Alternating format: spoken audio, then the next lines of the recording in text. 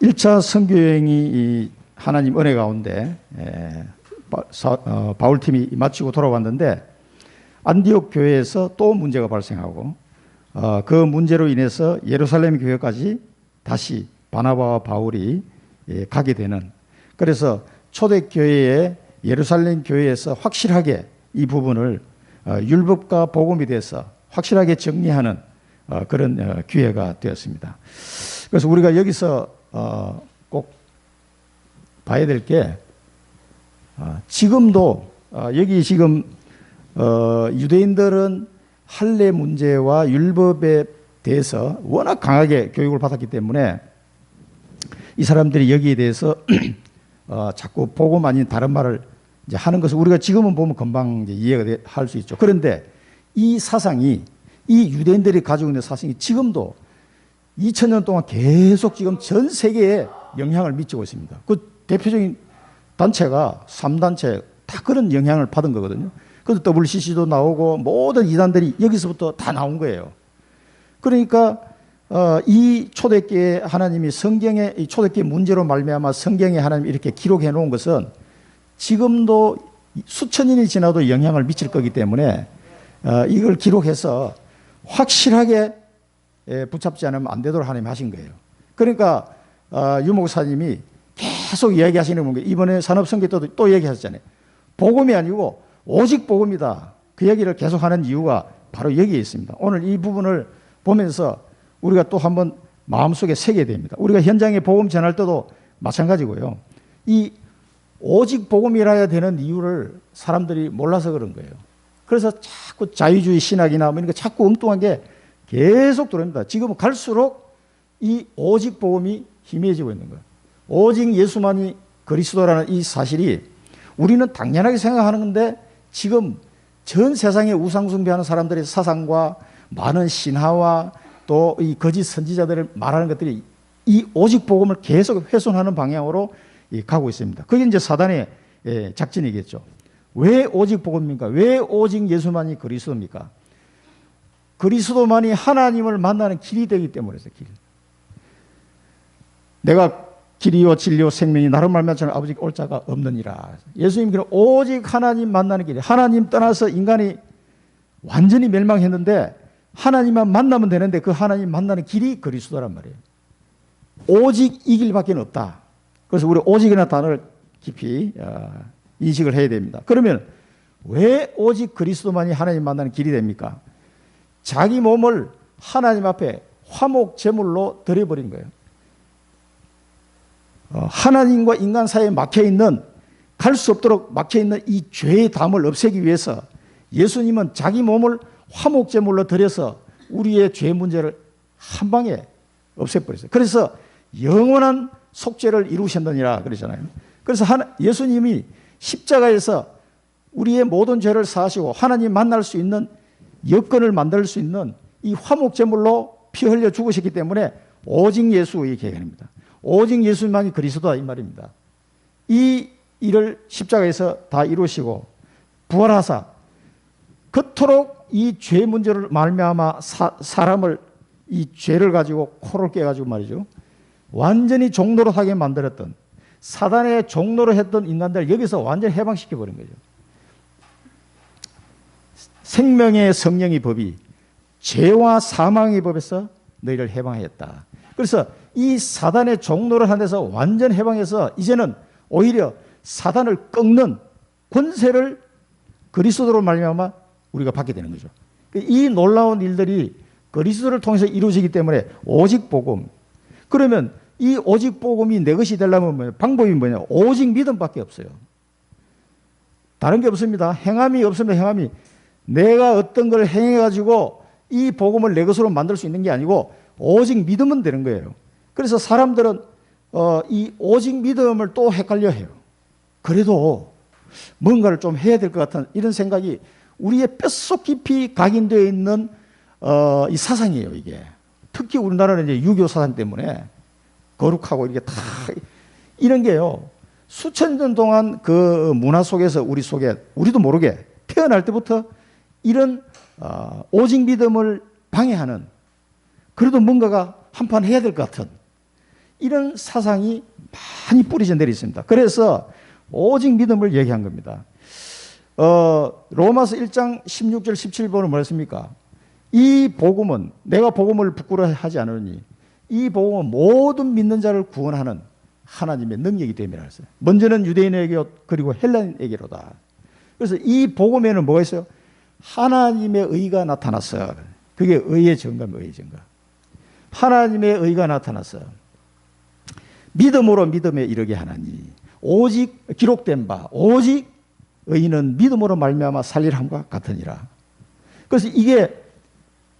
그래서 로마서를 보면은요 이런 부분을 잘 우리가 이해할 수 있어요. 항상 로마서를 뒷받침해서 이 본문도 봐야 됩니다.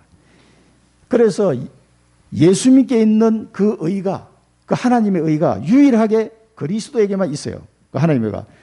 그리스도는 하나님의 형상이다 그러죠. 그 그리스도 안에 있는 하나님의 의가 믿음이라는 통로를 통해서 내게 온 거죠. 동시에 나에게 있는 씻을 수 없는 원죄와 자범죄와 모든 죄가 그리스도께로 가버리는 거예요.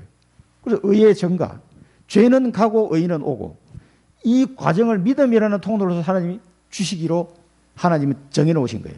그래서 나의 행위가 여기 들어갈 틈이 없어요. 오직 믿음이 오직 믿음. 그래서 이 과정을 통해서 하나님이 복음을 내게 주시는 거예요. 그래서 우리에게 구원의 축복을 받도록 하나님 하셨다 이 말이에요. 그래서 이 비밀을 사람들이 많이 놓치고 있습니다. 의외로.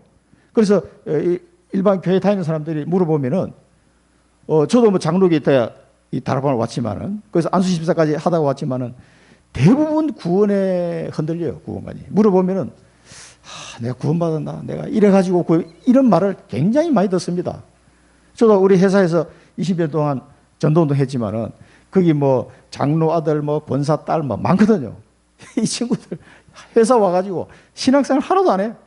그러니까 이제 고향에 있을 때는 엄마 아빠 때문에 할 수 없이 어릴 때부터 교회 나갔단 말이에요. 장로 아들이 그래서 되겠냐? 뭐. 권사 딸이 그래서 되겠냐? 이래가지고 할 수 없이 교회를 갔는데 이제 고향을 떠나서 대학 졸업했지. 고향 떠나서 직장생활 하니까 아이고 살았다 그래가지고 만세하고 전부 다 딴 길로 다 가더라고. 그러니까 이제 얘기하면 다 나오잖아요. 그 왜 교회 가나?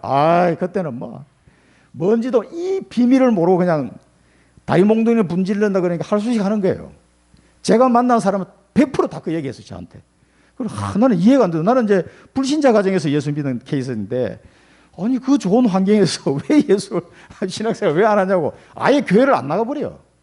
그리고 그러면 주말이나 한 번씩 이제 가면 집에 가면 어떻게 하냐니까 그때는 교회를 가지 그러더라고요. 그러니까 그게 한두 명이면 내 얘기를 안 합니다. 거의 100% 이런 이 복음과 믿음의 비밀을 하나도 모르니까 그런 삶을 사는 거예요. 그래서 하나님은 이것을 전달하는 것이 굉장히 중요하게 된 거예요. 그래서 하나님이 제자를 찾는 겁니다. 제자. 오직 복음과 오직 믿음의 비밀을 전달할 제자를 찾아서 이 전달자가 그래서 중요한 겁니다. 그걸 제자라고 그러죠. 이 사람을 찾아서 부활하신 예수님이 오직 성령이 너에게 임하시면 권능을 받고 뭐예요? 땅끝까지 정인이 되리라 그러죠. 이게요 예수님의 마지막 메시지는 마지막 메시지. 얼마나 중요하겠습니까? 그래서 지금도 이 복음을 전달할 사람, 그래서 오직 믿음으로 사람들을 구원받게 할 제자를 주님은 지금도 찾고 있는 겁니다. 그래서 노아 때부터 우리 산업선교 때도 윤 목사님 쭉 설명하셨죠. 노아가 이 창세기 3장 15절 복음의 바톤을 들고 뛴 거예요. 노아가 또 전달해서 10대 후손 아브라함에게 전달됐어요. 아브라함에게 이삭, 야곱, 요셉에게 전달되고 모세에게 전달되고 그것이 또 어디 돼요? 가나안 땅에 와가지고 다윗에게 전달되고 다윗 이후에 천년 뒤에 바울에게 또 전달되고 그래서 그 바울을 통해서 이방인들에게 이 복음이 계속 전파되어 가지고 유럽으로 미국으로 대한민국으로 와서 나한테까지 이 바톤을 내가 받은 거예요 지금. 하고 뛰어야 돼 이제. 이 바톤을 누군가에게 또 전달해야 됩니다. 그게 우리 사명이에요. 그래서 정의 되라 말씀하신 거란 말이에요. 이렇게 오랜 시간을 걸려서 하나님이 수많은 제자들을 통해서 이걸 전달하게 하신 겁니다. 그래서 우리가 천년만년 살면 내 당대에 세계복음 하겠는데 그게 아니고 잠깐 살다 가야 되잖아요. 그래서 하나님은 남은 자 렘넌트 운동을 하게 하신 거예요. 그래서 우리 단체에서는 계속 랩넌트 운동을 지금 이야기하는 거죠. 왜냐하면은 내가 뭐 천년 만년 살 수가 없잖아요. 가야 된다, 하늘나라에. 그래서 우리 후대들에게 이것을 전달하지 않으면 이 가사가 또 끊겨버려요. 그래서 랩넌트 운동이 굉장히 중요한 겁니다. 그래서 이번 산업선교 때 뭐라고 그랬습니까? 여러분 꼭 기억하셔야 돼요. 오직 복음, 오직 믿음, 제자, 그다음 랩넌트 운동 아주 우리가 각인시켜놔야 됩니다. 그래서 서밋과 미션, 이 미션이 뭐겠습니까? 이게 중직자 산업 컨셉이라고 하죠. 중직자 산업 컨셉.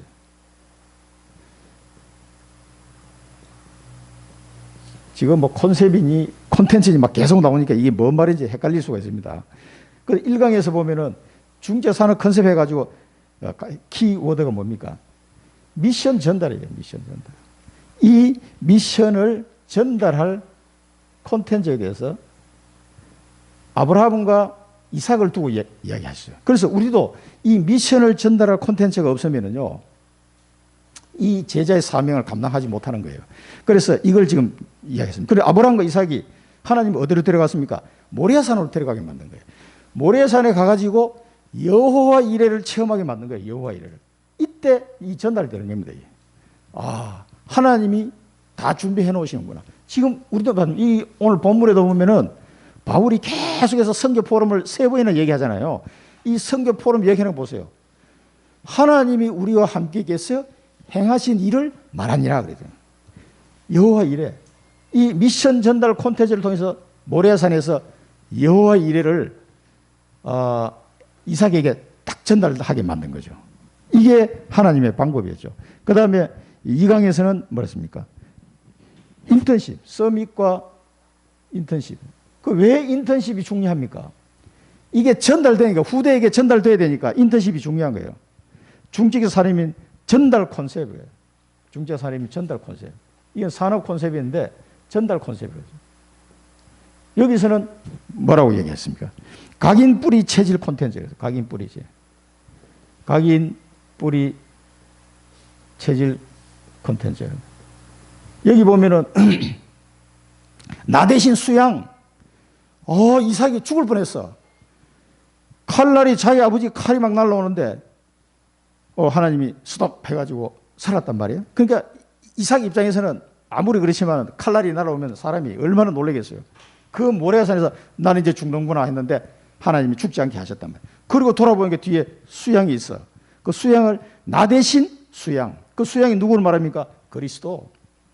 내가 죽어야 될 자리에 그리스도가 대신 죽으시는구나. 이게 이삭에 꽉 각인이 되어버린 거예요. 죽다가 살아나면 각인이 잘 됩니다, 사실은. 이런 모리아산에서 하나님이 각인을 시키고, 또 뿌리는 뭐라고 얘기했어요? 이삭이 태어나기도 전에 벌써 하나님이 말씀하셨어요. 내가 너와 언약을 맺은 것 같이 네 안에 사라를 통해서 태어날 그 아들, 그 이삭과 내가 언약을 맺으리라고 했거든요. 그 똑같이 그 언약 전달이 이삭을 통해서 갈 것을 하나님이 미리 말씀하셨어요. 뿌리. 그래서 그 자기 며느리를 구할 때도 언약 잡은 여자를 찾은 거죠. 그리고 이 각인 뿌리 된 이삭은 체질이 완전 언약 체질이 돼가지고 100배의 축복과 셈의 근원을 얻고 르호봇의 축복을 계속 이삭은 살아가면서 누리게 되는 거죠.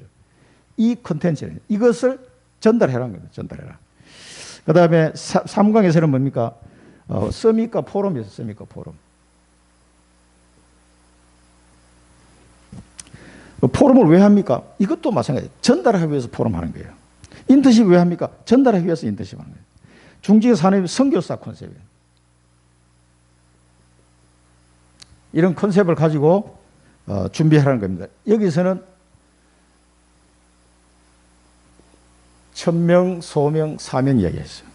그래서 천명에서는 가정, 소명은 현장에서, 사명은 교회에서. 그래서 천명 포럼을 가정에서 천명을 찾을 수 있다. 어떤 가정 상황에서 우리 랩런트들이 어려운 상황이 있다 하더라도 그 가정 속에서 나의 천명을 발견할 수 있다는 거예요. 다 숨겨져 있다는 거예요. 거기 있다는 거예요. 그래서 이 천명 포럼을 가정에서 하는 거예요. 그 다음에 내가 가는 현장 속에 아무리 어려워도 내 현장 속에 하나님의 소명이 숨겨져 있다는 거예요. 그걸 포럼을 통해서 찾아내는 겁니다. 그리고 사명은 교회를 통해서 찾아내는 겁니다. 그래서 결론적으로 뭐라 했습니까? 내 언약을 통해서는 100년의 응답을 받지만 교회 언약을 잡은 자에게는 1000년의 응답을 받는다. 그 얘기 하셨죠. 그게 굉장히 의미 있는 얘기입니다. 왜? 하나님이 우리 주님이 교회를 세우셔가지고 세계복음화의 시스템을 이걸 통해서 만들어 가시기 때문에 그렇습니다. 그래서 이 팀을 이루어서 이 천명, 소명, 사명을 선교사 콘셉트에서는 이 포럼을 해라 이야기하셨습니다. 그래서 이걸 보시면서 오늘 본론을 보면은 첫 번째는 오직 믿음입니다. 오직 믿음. 이 믿음으로만이 구원을 받는다는 게 너무나 간단한 얘기인데도 사람들은 많이 놓치고 있다는 거 꼭 아시고요. 여기 이제 유대인들이 찾아왔어요. 예루살렘에서 온 이 유대인들이 와가지고 뭡니까? 그 사람들이 가장 많이 하는 게 할례. 할례를 받아야 구원을 받는다 해가지고 이 바울과 바나바하고 다툼과 변론이 생긴 거예요. 지금도 많은 교회에 지금 전 세계 교회를 한번 보세요. 이거 비슷한 내용 가지고 다툼과 변론이 생기고 있는지 아니죠? 어마어마하게 많이 생깁니다. 얼마 전에 이 기사를 보니까 기독일본가 거기 나온 거 보니까 WEA인가 그거 가지고 또 한참 막 맞다 안 맞다 그 새 에덴 교회 소강성 목사님은 앞으로 예장 측의 총회장이 될 뿐인데 자기 볼 때는 이 단체에 우리가 가입하는 게 합동이 가입하는 거는 조금 안 맞는 것 같다 신학적으로 이렇게 하는 바람에 또 그 자기들끼리 또 막 난리가 났더라고. 작년에 거기 가입하기로 다 결의했는데 또 그 얘기하면 어떡하냐 이래가지고 서로 이렇게 막 변론이 일어난 거예요. 그래서 그 사람들이 어떤 내용인가 읽어보니까 미국의 영국에서 시작된 보수 기독교 단체예요. 그런데 그게 자꾸 세월이 흘러가면서 색깔이 좀 이상해졌다는 거지. 소강성 목사님 볼 때는 좀 이상하다라고 판단한 것 같아요. 그러니까 이제 맞다 아니다 이제 이런 얘기 나왔다. 굉장히 사단은요 조용하게 조금씩 허물고 들어옵니다 이게. 그래서 조금씩 그러니까 자유주의 신학 여러분 자유주의 신학은 신학도 아닙니다. 그게 완전 인학이지. 완전 인본주의. 아주 핵심 인본주의예요. 여러분 그 책 읽어보시면 야 어떻게 이런 글을 쓰려고 평생을 바치고 글을 썼는지 당최 나는 이해가 안 되더라고요. 우리가 신학교에서 쭉 이렇게 책 공부해보면은 신학이라고 주장하는 많은 사람들은 뭐 그러니까 정통에서 가깝다는 많은 인물들의 책도 읽어보면은요 우리가 알고 있는 이 전도신학 있잖아요. 유 목사님들은 이 메시지 이 전도신학을 비교해보면 진짜 가치가 택도 안 돼요. 이거는 야 이런 걸 위해서 자기 일생을 바쳤단 말이냐. 그 참 보면은 안타깝죠. 그 몰라서 그런 거예요. 그게 하나님의 은혜예요. 하나님의 은혜. 이 부분 가지고 얘기한 사람, 이 사람의 심정은 이해는 해요. 그래서 예루살렘 사도와 장로들에게 사람을 보내야 되겠다고 결심을 한 건데 이게 이제 이 부분에 있어서는 복음에 대해서 정리는 로마서에서 제일 잘 되어 있어요. 최고의 신학 서적이 로마서입니다. 그래서 이 사도 바울이 로마서 4장에서 정리를 잘 해서 이 할례 문제 하도 말이 시끄러우니까 아예 그냥 정리를 해놨어요. 그거는 누구 아브라함을 말한 겁니다. 그러니까 이스라엘 백성들한테 아브라함 하면은 믿음의 조상 이거는 다 알기 때문에 그가 할례의 표를 받은 것은 무할례 시에 믿음으로 된 의를 인친 것이니 그걸 표시를 한 것뿐이지 무할례 시에 의롭다함을 받은 거다 이 말이에요. 믿음으로. 이는 무할례자로서 믿는 모든 자의 조상이 되어 그들도 의로 여기심을 얻게 하려 하심이라. 이런 말을 들으면 이방인들이 얼마나 기뻐하겠어요. 나도 하나님의 자녀가 될 수 있는 길이 있구나 하는 걸 알게 되는 거죠. 그러니까 이방인들이 다 이 바울의 메시지를 들으면 막 기뻐한 거예요. 또한 할례의 조상이 되었나니 곧 할례 받을 자에게뿐 아니라 우리 조상 아브라함이 무할례 시에 가졌던 믿음의 자취를 따르는 자들에게도 그러하니라. 그래서 아브라함을 들어서 아브라함이 할례 받기 전에 의롭다함을 받았느냐 할례 받고 난 뒤에 받았느냐 할례 받기 전에 그 믿음을 보고 하나님을 의롭게 여겼다 하니라. 그 창세기 15장 6절에 딱 나와 있잖아요. 할례는 언제 받았어요? 그 뒤에 받았거든. 그러니까 그걸 두고 이제 바울이 쫙 설명해 버린 거예요. 하도 유대인들이 말이 많으니까. 그래서 이 사람들이 예루살렘을 가는데 안디옥에서 쭉 내려오면은 베니게가 있고 이 페니키아죠. 그 다음에 사마리아 지역 여기에 이미 복음이 들어가 있었어요. 그죠? 빌립을 통해서 들어갔고 나중에 베드로와 요한이 사마리아 가서 또 복음을 전했죠. 여기 지도를 잠깐 보겠습니다. 지도 보면은 저 위에 두로 시돈이 있는 저기가 이제 페니키아 지역이네. 페니키라고 하는. 그리고 쭉 내려오면 갈릴리가 나오고 갈릴리 밑에 사마리아 나오고 사마리아 밑에 예루살렘 이렇게. 그러니까 이제 쭉 내려오면서 거기에서 예수 믿는 형제들에게 선교 포럼을 한 거예요. 이 바울이 이방인들이 주께로 돌아온 일을 포럼을 하니까 형제들이 뭐예요? 크게 기뻐했다. 이 베니게에서도 선교 포럼을 한 겁니다. 수많은 이방인들이 주께로 돌아왔다. 그리고 이 소리 들으면요, 이 베니게나 사마리아에 있는 예수 믿는 형제들은 크게 기뻐했어요. 이런 소리 안 한다. 할례 받아 이런 헛소리를 안 해. 오히려 왜 들은 게 없으니까 이 사람들은 아예 그냥 크게 기뻐해요. 기뻐. 그런데 이 예루살렘에 있는 교회 온 사람들은 이 율법에 들어있는 게 너무 많아가지고 자꾸 엉뚱한 소리 하는 거예요. 그래서 예루살렘 교회 사도와 장로를 만났는데 여기서 뭡니까? 바울이 만나자마자 이 사람들이 보고를 합니다. 선교 보고죠. 하나님이 함께 계셔 행하신 모든 일. 하나님이 함께 계셔 행한 일. 이게 우리가 특히 붙잡아야 될 전도 전략입니다. 이게 뭐냐면은 성경적 전도 전략이고 다락방 전도 전략입니다. 제가 목사 안수 받으면서 붙잡은 세 가지 얘기해요. 첫 번째 뭡니까? 주의 종이 된다. 종은 내 생각과 뜻이 없어져야 돼요. 하나님, 내가 진짜 주의 종이 되게 하옵소서. 그 기도하고요. 두 번째는 뭐냐면 하나님이 우리 교회에 보내실 어린 양들을 잘 먹일 수 있는 선한 목자가 되게 하옵소서. 그 기도하고요. 세 번째 뭔지 아세요? 성경적 전도운동, 다락방 전도운동을 통해서 전도하는 전도 목회자가 되게 하옵소서. 그게 제 기도 제목이에요. 목사 안수를 놓고. 그게 안 되면은요, 아무것도 안 되는 거예요. 이 바울이 보고하는 걸 가만히 한번 보세요. 단 한 번도 자기가 했다는 말이 없어요.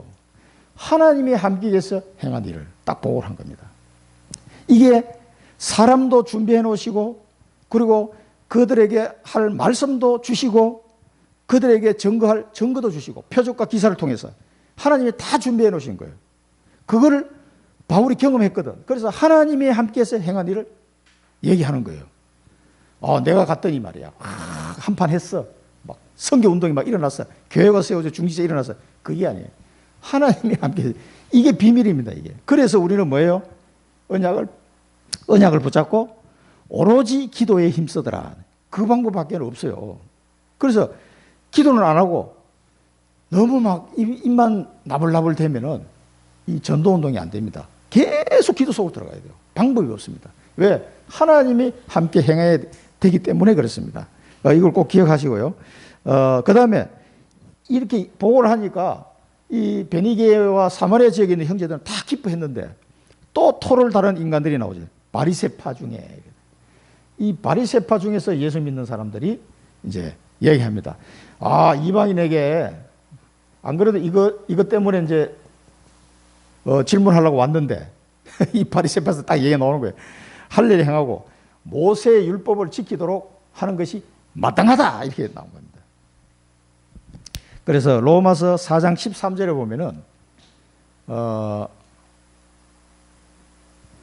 14절 보면 뭐라고 나냐면 아브라함이나 그 후손에게 세상의 상속자가 되리라고 하신 언약은 율법으로 말미암은 것이 아니요 오직 믿음의 의로 말미암은 것이니라. 이 바울이 완전 그냥 딱 못을 박아놨어요. 이 율법을 지켜서가 아니라 오직 믿음의 의로 말미암은 것이다. 그러니까 아브라함 이름 들어서 얘기하니까 유대인들도 할 말이 없는 거죠. 워낙 말이 많아서.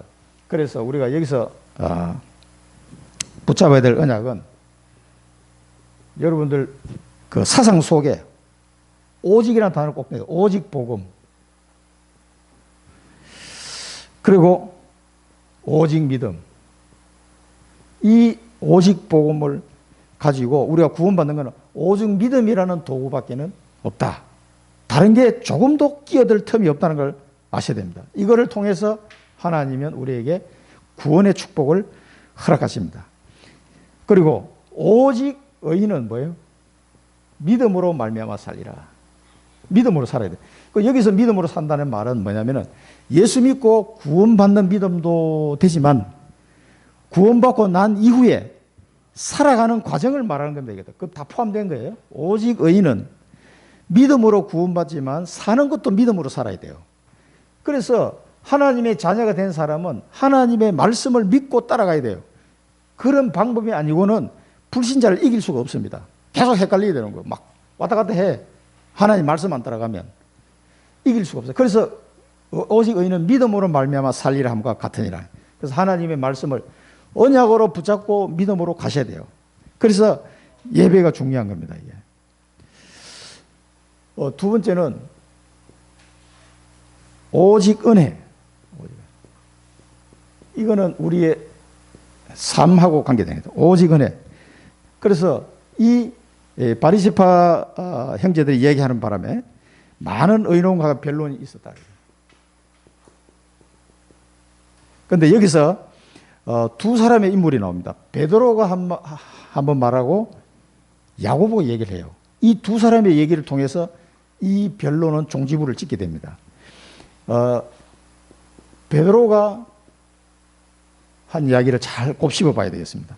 첫 번째 뭐냐면은 이방인들로, 이 제목이 베드로가 한 말입니다. 이게 이방인들로 복음의 말씀을 들어 믿게 하시려고 뭐예요? 이 이방인들을, 그리고 유대인으로서 이 얘기하는 건 대단히 앞서가는 사람이에요. 깨어진 사람, 틀을 깬 사람이 이 사람 완전히. 이방인들로 믿게 하시려고 나를 택했다는 거예요. 나를. 이 베드로가 이 고백, 그 당시 총회장이죠. 총회장. 이 이방인들로 믿게 하려고 하나님이 오래전에 나를 택하셨어. 그러니까 그게 앉아있는 사람이 다 깜짝 놀랄 거 아니에요. 아니, 베드로가 이방인을 믿게 하려고 택함을 받았단 말이냐. 그 얘기를 하는 겁니다. 왜 이런 얘기를 하냐면 베드로가 고넬료에게 복음 전했던 일이잖아요. 그 사건 이후로 굉장히 베드로가 충격을, 아마 이방인 전도에 대해서 굉장히 충격을 좀 받은 것 같아요. 그래서 자기가 경험한 걸 지금 이야기하는 겁니다. 그런데 사실은 성경에 이미 다 얘기했어요. 이거를 하나님이 이사야 42장 6절에 보면 뭐라 나왔습니까? 나 여호와가 의로 너를 불렀은즉, 그걸 구원했다 이 말이에요. 내가 네 손을 잡아 너를 보호하며 너를 세워 백성의 언약과 이방의 빛이 되게 하리니. 그러죠. 이미 이사야 선지자를 통해서도 분명하게 얘기를 했단 말이에요. 그러면 성경을 읽어보고, 구약 성경을 읽어본 사람은 금방 이 말씀이 탁 떠올라야 된단 말이에요. 그러니까 베드로가 저 말씀을 알고 했는지는 모르겠지만 틀림없이 고넬료에게 복음 전했던 그 순간이 많이 생각났을 것 같아요. 그래서 이 자기가 경험한 걸 지금 이야기한 겁니다. 자, 우리와 같이 이 유대인들이 가장 듣기 싫은 소리가 뭔지 아세요? 이방인하고 우리하고 같다. 아, 이거 제일 듣기 싫어해, 이 사람들은. 우리는 이방인하고 달라. 이게 유대 사상이거든. 선민 사상. 여러분 그 은행에서 이 꽃갈 모자 쓰고 줄 서 있는 거 보셨어요? 줄을 서는데 이방인들과 줄 같이 안 서, 자기 옆에 딱 서. 이 사람 줄을 서. 그리고 순서는 이렇게 가. 그리고 은행, 이제 자기 차례 되면 은행 업무를 보는 거예요. 그러니까 이방인들과 같이 줄도 안 서. 이야, 이 지독한 사람은, 그게 옛날 이야기냐? 지금도 그래요, 지금도. 꽃갈 모자 쓰는 랍비 같은 사람 있잖아요. 그만큼 유대인 선민 사상이 무섭습니다. 여러분 유대인 만나봤습니까? 나는 중국에 가서 유대인 꼬마를 막 꼬마. 중국에 가면은, 북경에 가면은 그 짜가들 파는 백화점이 있어요. 큰 백화점. 거기 이제 짝퉁만 파는 전문 백화점이야. 그래서 거기는 물건 흥정을 잘해야 돼. 거의 뭐 처음부터 50% 치고 들어가야 돼. 그리고 처음 불렀던 금액에 한 20, 30%에 사면 뭐 그정 잘 산 거예요, 이게. 그런데 우리가 이 한참 이거 흥정을 하고 있는데 옆에 유대인으로 보이는 학생이, 초등학생이에요. 저 얼핏 봐도. 이 녀석이 딱 와가지고 그 상점 점원하고 대화를 나눈 거예요. 그 아줌마하고 이제 학생이. 그 옆에서 우리는 이제 구경했지. 그 영어로 이렇게 얘기를 하더라고. 야, 얘는 뭐 계산기 딱 갖다 놓고 처음부터, 첫 판부터 바로 50% 깎고 시작하더라고. 정말 돈에 관해서는 유대인들이 철저히. 그래가지고 마치 살 듯 해놓고 안 사고 가더라고. 야, 대단하더만. 그래서 그런 애를 본 적이 있는데, 이 유대인들이요, 이방인하고 같다라고 생각하는 순간 선민사상이 깨지는 거거든요. 근데 베드로가 그 얘기를 하는 겁니다. 왜? 고넬료 집에서 봤거든. 그 얘기를 하는 겁니다. 하나님이 우리에게와 같이 그들에게도 성령을 주어, 우리와 같이 성령을 준 것을 고넬료 집에서 분명히 봤습니다. 그걸 정언하시고, 그래서 정언하시고, 믿음으로 마음을 깨끗이 하고 우리와 차별하지 아니했다. 그러니까 이 말은 그 사람들은 완전 폭탄 선언이었어요. 예수를 안 믿는 유대인도 마찬가지지만 예수 믿는 유대인들조차도 이방인과 나하고 똑같다? 차별이 없다? 하나님이 그렇게 하셨다? 야, 이거 막 받아들이기 너무너무 힘든 사상이에요. 선민 사상을 완전히 깨야 되니까. 예틀을 안 깨면 이게 안 된다. 그런데 베드로가 이걸 고백한 거예요. 그 고넬료 집에서 엄청 충격을 받은 것 같아요. 그러니까 우리와 같이 성령을 주시어 정언하게 하시고 우리와 차별이 없게 하셨다. 이거를 이제 고백을 한 겁니다. 사도행전 10장 45, 46을 보면요, 베드로와 함께 온 할례 받은 신자들이 이방인들에게도 성령 부어 주심으로 말미암아 논란이 이는 방언을 말하며 하나님 높임을 들음이르라. 이게 이제 고넬료 집에서 일어난 장면이죠. 그 다음에 로마서 3장 22절에 보면요, 로마서 3장 22절에 보면 곧 예수 그리스도를 믿음으로 말미암아 모든 믿는 자에게 미치는 하나님의 의인이 뭐요? 차별이 없느니라.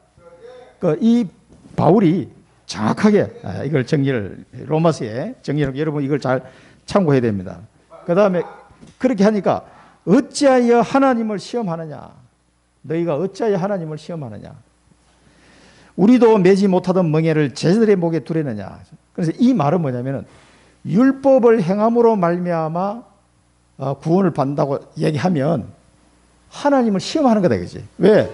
아무도 율법을 지킬 수가 없어. 그런데 어떤 사람이 하나님 저는 율법을 다 지켰습니다 라고 말하면 뭐예요? 어떻게 해서요? 그건 하나님은 아니라고 얘기하는데 나는 율법을 다 지켰어요. 그러면은 하나님을 거짓말하는 이로 만드는 것이다. 그게 요한일서 1장 10절에 나옵니다. 요한일서 1장 10절에 보면 만일 우리가 범죄하지 아니했다면, 즉 율법을 다 지켰다라고 주장한다면은 하나님을 거짓말하는 이로 만드는 것이니 또한 그의 말씀이 우리 속에 있지 아니하니라 그랬어요. 그러니까 이 말도 안 되는 소리 하지 마라 이 말이에요. 하나님을 시험하는 거다. 너희들이 자꾸 율법 가지고 얘기하는 것은 하나님을 시험하는 거고 하나님을 거짓말하는 일로 만드는 거다 이 말이에요. 아무도 하나님은 율법 아래에서 의인이 없다라고 말했는데 다 죄인이라고 얘기했는데 불구하고 아니에요. 나 율법 다 지켰어요. 라고 얘기하면은 이 하나님을 시험하고 하나님을 거짓말하는 일로 만드는 것이다. 그래서 우리와 동일하게 주 예수의 은혜로 이제 베드로가 결론을 내린 거예요. 주 예수의 은혜로 구원을 받은 것이다. 이 이방인들도 이거를 이제 이야기합니다. 그래서 에베소서 2장 8절에 보면 뭡니까? 너희가 그 은혜에 의하여 믿음으로 말미암아 구원을 받았나니 이것은 너희에게서 난 것이 아니오 하나님의 선물이다. 그래서 이 믿음이라는 통로로 해서 받았지만 그 믿음을 주신 것은 하나님의 은혜다 이 말이에요. 그래서 우리하고 같이 우리도 그랬지만 저 이방인들도 주 예수의 은혜로 구원을 받은 것이다 하는 결론을 딱 내렸습니다. 자, 우리가 여기서 미션으로 붙잡아야 될 말씀은 주의 은혜에, 이 주의 은혜에 진짜 감사합니까? 진짜 감사한다면 뭐예요? 주의 뜻에 순종하는 자가 될 겁니다. 진짜 감사하는 사람은 순종하게 돼 있어요. 근데 이게요, 여러분 마음 깊숙한 곳에 이렇게 말은 감사합니다, 할렐루야 했는데 실제로는 그 사람마다 많이 차이가 나는 것 같아요. 진짜 감사한 자는 주의 뜻에 순종합니다. 주의 뜻에 순종하는 말은 어렵게 생각할 필요가 없어요. 주의 뜻에 순종하는 가장 첫 번째는 뭐냐? 여러분에게 주신 언약을 발견하는 거예요. 언약을. 내게 주신 언약이 있다니까. 그 언약을 발견해야 돼요. 이거는 명령입니다. 주의 명을 따라서 그랬습니다. 나의 시부의 대비를 발견하는 것은 해도 되고 안 해도 되는 게 아니라 명령. 주님의 명령이라니까. 그 언약을 발견하고 뭡니까? 기도를 시작하면 되는 겁니다. 이게 순종하는 겁니다. 무슨 큰 일을 하는 게 아니에요. 쉽습니다. 사실은. 주의 언약이 없는 걸 발견하라는 게 아니고 있는 것을 발견하는 게 쉬운 거지. 그걸 발견하고 그냥 기도만 하면 돼요. 24시 기도 속으로 들어가시게 됩니다. 진짜 순종하기로 결단 내린 사람은 이게 됩니다. 이게 어려운 게 아니에요. 꼭 이걸 붙잡으시기 바라고요. 마지막으로 오직 말씀. 자, 이 베드로의 결론을 뒷받침해서 누가 나와서 얘기하면 야고보가 얘기합니다. 야고보가 누구냐면은 야고보서를 기록한 사람이고 야고보는 육신적으로 예수님의 동생입니다. 그래서 자기 형하고 같이 어릴 때 컸을 거 아니에요. 장난도 치고 이렇게. 근데 알고 봤더니 그분이 그리스도야. 그 야고보가 상당히 충격을 받았겠죠. 그 야고보가 말씀을 근거해가지고 결론을 내립니다. 그 앞서서 이제 바나바 바울이 이방인 중에서 하나님이 이방인 중에서 행한 표적과 기사를 딱 또 증거합니다. 확실하게 하나님이 이방인들에게 역사하셨구나. 이걸 이 유대인들이 알 수 있는 그 표적과 기사들이 많이 일어나죠. 안전병이 일어난다든가 그런 걸 보면은 유대인들은 금방 이해를 해요. 아, 저거는 분명히 하나님의 역사다. 이거 그런 것들을 아마 바울이 이야기를 한 것 같아요. 유대인들이 뭐 어떤 생각을 가지고 있는 거 알기 때문에. 표적과 기사가 이런 일어났습니다 하고 딱 보고를 하니까 하고 나서 이제 야고보가 이야기를 한 겁니다. 예수님의 동생이면서 야고보서를 기록한 이 야고보가 첫 번째 들고 나온 인물이 누구냐면 시몬이면 선지자 시몬. 이 시몬이 처음으로 이방인 중에서 하나님의 백성을 취할 것을 말했다. 시몬의 기록은 사복음서 중에서 누가복음에만 기록이 나와 있어요. 이 시몬 이제 유대인들은 아기가 태어나면 8일 만에 할례를 하잖아요. 그리고 조금 더 나이가 들면 그게 정확하게 내 나이는 모르겠는데 규례대로 이제 첫 번째 결혼해서 첫 번째 태어난 아들, 그 아들인 경우에는 반드시 성전에 가서 비둘기를 잡아서 피제사를 드려야 돼요. 그게 이제 규례가 있어요. 아기 어릴 때. 그때 요셉과 마리아가 아기 예수를 데리고 성전에 간 거예요. 그때 이 시몬을 만납니다. 이게. 이 시몬 선지자가 마지막 선지자라고 보시면 돼요. 이 선지자가 성령의 감동으로 네가 죽기 전에 그리스도를 만나게 될 것이다. 이제 그 말씀을 받아 이 사람은 기도하면서 기다리는 거예요. 그리스도 언제 오시나? 그런데 그 아기를 데리고 딱 오는 거 보고 이 사람이 깨달아진 거예요. 성령의 감동을 알아본 거지. 그래서 시몬이 그 아기 예수를 안고 할렐루야 하나님을 찬양하면서 했던 말이 있어요. 그 말을 야고보가 알고 얘기한 거 보면요. 자기 엄마 아빠가 요셉과 마리아가 성전에 갔다 와서 동생한테 얘기를 했겠어 안 했어요. 야, 너 형 했는데 성전에 갔다 왔는데 그 시몬이라는 선지자가 이런 얘기를 했어. 틀림없이 야고보가 어릴 때 들었을 거예요. 이 누가가 기록한 걸로 봤어도 누군가에서 전달이 됐을 텐데 야고보를 통해서 전달되지 않은 그 가정사니까 그렇게 추정이 되는데 그 시몬이 누가복음에 보면은 누가복음 22장 26절 32절에 보면 그가 주의 그리스도를 보기 전에는 죽지 아니라 하는 성령의 지시를 받았더니 성령의 감동으로 성전에 들어가매 마침 부모가 율법의 관리대로 행하고자 하여 그 아기 예수를 데리고 오는지라. 시몬이 아기를 안고 하나님을 찬송하여 이르되 주제여 이제는 말씀하신 대로 종을 평안히 놓아주시는도다. 내 눈이 주의 구원을 보았사오니 이는 만민 앞에 예비하신 것이요 이방을 비추는 빛이요 주의 백성 이스라엘의 영광이니다 하니 이 시몬이 선지자가 한 말을 야고보가 지금 인용을 한 겁니다. 시몬이 처음으로 이 말을 하지 않았냐? 예수 그리스도를 통해서 이방의 빛이 되게 하신다는 거. 자, 이방인들에게도 복음이 들어갈 것을 이제 얘기했다. 그 얘기를 한 겁니다. 그 다음에 두 번째는 아모스 선지자 얘기예요. 아모스 9장 11절 12절 말씀을 인용해가지고 야고보가 이야기합니다. 이후에 내가 돌아와 다윗의 장막을 다시 지을 것이다. 그 남은 자들 사람들과 내 이름으로 일컬음을 받는 모든 이방인들로 주를 찾게 하려 합니다. 여기 보면 아모스 이건 따로 뭐 읽어보지는 않겠습니다. 이 남은 사람들, 남은 자와 이 유대인의 남은 자들과 또 누구세 모든 이방인들, 예수 믿는 모든 이방인들로 주를 찾게 할 것이다. 그 이제 아모스가 예언한 이 말씀을 근거로 해가지고 딱 못을 박는 거지 이제. 그래서 이방인한테 복음 전하는 게 당연한 거다. 이게. 여기는 이제 율법이 아니고 믿음으로. 여기는 말씀을 근거해서 이방인에게 선교가 될 것이 당연하다. 그 얘기를 이제 딱 예루살렘 교회에서 정리를 한 겁니다. 더 이상 헷갈리지 않도록. 그래서 이방인을 괴롭게 하지 마라. 자꾸 엉뚱한 소리 해가지고 괴롭게 하지 말라. 뭐 이방인들은 율법도 뭔지 잘 모르는데 얼마나 헷갈리겠어요. 그런 소리 하지 마라. 이제 이렇게 결론을 내린 겁니다. 참고로 아모스는 우시야 왕 때 남유대에 사는 농부였어요. 농부면서 양치는 사람인데 특별하게 하나님이 선지자를 뽑아가지고 북이스라엘을 보냈어요. 남유대에는 우시야 왕 때 우시야 왕이 히스기야 왕의 정조 할아버지 그 정도 됩니다. 그러니까 상당히 앞선 시대예요. 근데 북이스라엘이 그 당시에 여로보암 2세인데 아람이 망하고 해가지고 북이스라엘이 굉장히 잘 사는 때였어요. 그때는. 그러니까 먹고 살만하니까 어떻게 돼요? 뭐 우상숭배하고 이 신앙생활이 다 이게 형식적으로 흐른 거예요. 그러니까 하나님이 너희가 드리는 제사를 내가 안 받겠다. 이스라엘에게 막 그렇게 이제 말씀하시던 시대에 아모스를 보내가지고 경고의 메시지를 보낸 겁니다. 그래서 우상숭배하면 어떻게 멸망될 것을 다 얘기했는데 결국 아수르에게 멸망당하잖아요. 그리고 마지막 부분에 가서는 회복될 걸 또 이야기하세요. 그 구장은 그 부분입니다. 이게 회복될 부분을 이야기하는 이 부분을 지금 말씀을 야고보가 인용을 해서 근거를 댄 겁니다. 그래서 마지막으로 이제 권고 사항으로 몇 가지 얘기를 한 거죠. 여기 보면은 우상의 더러운 것과 여기 관련된 그 모세 오경에 나오는 성경 구절을 제가 찾아놨으니까 나중에 참고로 찾아보시기 바랍니다. 뭐 굉장히 많이 나오는데 몇 가지만 골라봤습니다. 우상의 더러운 것과 음행과 목매어 죽인 것,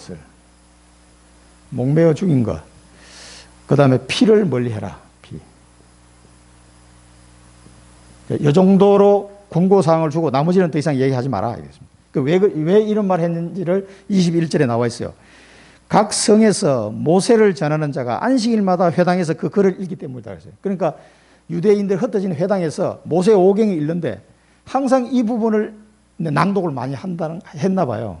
그러니까 그 회당은 다 이방인들도 들어오는 장소니까 각 지역에 흩어진 회당들이니까 자꾸 이 소리 하면은 이게 또 사실은 지금 우리는 뭐 다 뛰어넘은 건데 이런 문제 때문에 이방인들 중에서 예수 믿는 자들이 자꾸 넘어지지 않도록 하기 위해서 이제 이 정도 권고사항을 주고 더 이상 얘기하지 말라. 이게 이제 야고보가 결론을 낸 겁니다. 이 야고보가 초대교회의 이 장로였고 지도자였습니다. 사실은 사도는 아니었지만 이 권고사항을 주면서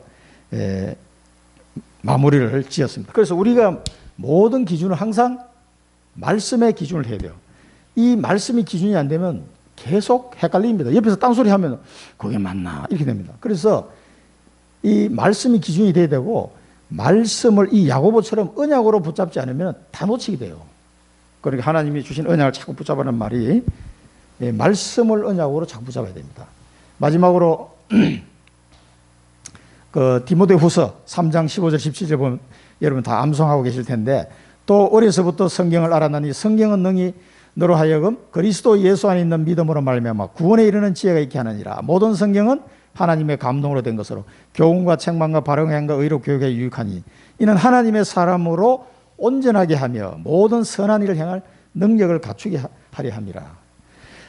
이 성경 말씀이 아니고서는 우리의 어떤 기준을 정할 때 굉장히 모호하게 되는데 항상 성경 말씀을 기준으로 삼아야 됩니다. 그리고 말씀을 언약으로 붙잡아야 됩니다. 그래야 놓치지 않습니다. 자, 우리의 비전은 항상 말씀 속에 말씀 따라가야 됩니다. 항상 말씀 속에서 여러분 답을 찾아내셔야 됩니다. 답을 넣는 말씀 속에 답을 찾아내면은 이 말씀이 약속이잖아요. 언약 성취가 됩니다. 언약 성취 인생이 됩니다. 항상 말씀 속에서 답을 찾아내는 사람은 그 말씀이 약속인데 그게 성취되는 인생이 되는 거예요. 언약 성취되는.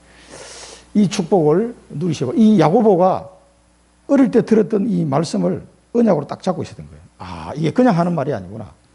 그리고 이 구약 성경도 잘 알고 있었던 것 같아요. 그리고 이런 말씀 딱 찾아내야 돼요. 결론입니다. 그래서 오늘 오직 믿음, 오직 은혜, 오직 말씀. 이 말씀을 오늘 사도행전 15장을 통해서 붙잡으시고 여러분들을 통해서 이 사실을 전달할 여러분 제자로 불렀다는 거 기억하셔야 됩니다. 그래서 24 우리가 집중해야 될 게 있어요. 24 집중. 이 24 집중이 안 되면 계속 놓치게 됩니다. 그게 뭔가 오직 그리스도. 항상 그리스도만 바라보고 그리스도 안에서 답을 자꾸 찾는 연습을 하셔야 돼요. 그래서 오직 그리스도입니다. 이 문제도 그리스도에서 답을 찾고 저 문제도 그리스도에서 답을 찾고 이 문제도 그리스도 안에서 답을 찾고 모든 내 인생의 문제를 그리스도 안에서 답을 찾는 것이 당연하다 생각하고 이렇게 기도하는 사람이 오직 그리스도입니다. 그러니까 이건 24가 안 될 수가 없어요. 내 삶의 전부거든요. 오직 그리스도만 24 바라봐야 됩니다. 그럴 때 우리 인생의 모든 답을 다 찾아내게 되어 있습니다. 그리고 이 오직 성령 충만은 이 오직 그리스도를 전달하려고 하니까 오직 성령 충만이 안 되면 안 돼요. 내 살기도 바쁜데, 내 코가 석잔데, 뭐 어떻게 언제 전달해? 오직 성령 충만이 안 되면 정인으로 설 수가 없어요. 힘들어서. 힘이 없어서 안 돼. 그래서 오직 성령 충만 은혜를 달라고 기도하셔야 됩니다. 그러면 여러분들이 나도 모르게 정인으로 딱 서고 어느 날 현장에서 내가 복음을 말하고 있다니까. 이렇게 돼요, 이게. 내 힘으로 하는 게 아닙니다. 하나님께서 함께해서 행한 일입니다, 이게. 그 다음에 생각을 초점을 맞춰야 되면 오직 하나님의 나라. 오직 하나님의 나라에 초점을 맞춰요. 내가 가는 모든 현장에 흑암이 무너지고 하나님 나라가 임하는 거예요. 이거를 늘 생각하셔야 돼요. 그럼 하나님이 나를 통해서 많은 사람이 예수 믿고 돌아오기 시작합니다. 가문 복음화 돼. 지역 복음화, 세계 복음화까지. 오직 하나님 나라. 하나님이 이 일을 위하여 이 이방인들이 복음의 말씀을 믿게 하시려고 나를 오래전에 나를 선택하셨느니라. 이 베드로의 고백처럼 이걸 위해서 하나님 나를 선택하신 겁니다. 그래서 오직 그리스도 축복을 주시고 오직 성령의 축복을 주시고 이제는 오직 하나님 나라를 이루는 전도자의 삶을 살게 하신 거예요. 이것을 위해서 나를 불렀다. 이 사실을 기억하시고 기도하시기 바랍니다. 기도하고 마치겠습니다. 살아계신 하나님 아버지 은혜를 감사드립니다. 저희들을 사랑하셔서 오직 예수 그리스도를 믿음으로 말미암는 이 구원의 축복을 하나님 저희들에게 허락하심을 감사드립니다. 모든 저주와 재앙에서 사단의 권세와 지옥 권세에서 완전한 해방을 주신 이 은혜를 기억하게 하시고 이 은혜에 감사함으로 주의 뜻을 순종하는 자가 되어서 오직 하나님의 말씀을 따라 하나님의 나라를 이루는 전도 제자의 발걸음 되게 하여 주옵소서. 우리에게 온 이 복음의 바톤을 우리 후대들에게 전달하게 하시고 많은 제자들에게 전달하여 이 땅에 하나님 나라가 임하는 일에 귀하게 쓰임받는 저희들 되게 하여 주옵소서. 예수 그리스도 이름으로 기도드립니다. 아멘.